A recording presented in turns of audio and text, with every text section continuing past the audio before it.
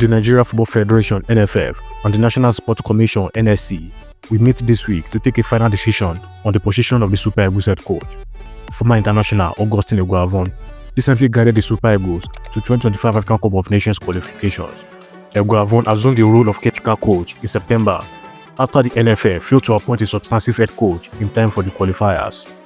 Opinions are still divided on whether the 59-year-old should remain in charge of the 3-time African champions for the 2026 FIFA World Cup qualifiers. A competent source in the NFF said the NSC is leaning towards Eguavoen staying on in the role instead of bringing in a new coach. The source disclosed to CompleteSports.com. It's a dicey situation at the moment, I must confess. The NFF still want to go ahead with the appointment of a foreign coach, but want to sort out the financial aspect before proceeding. The feelers from the NSC is that they want the present technical crew, led by Eguavoen, to stay on. To them, bringing in a new coach will not be ideal for the World Cup qualifiers. The thinking is limited time the new coach will have before the Super Eagles' next game against the Amavubi of Rwanda. All the stakeholders are expected to come together this week to take a final decision on the issue.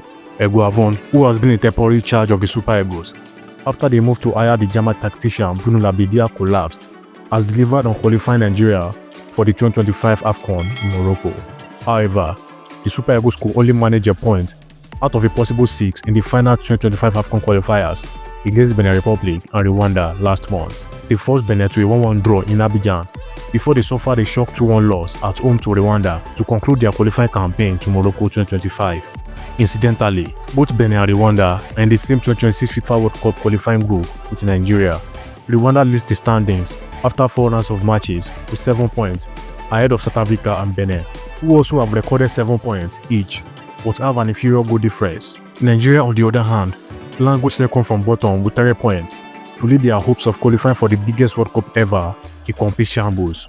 The Super Eagles will resume their World Cup qualifying campaign in March against leaders Rwanda in Kigali before they welcome bottom team Zimbabwe.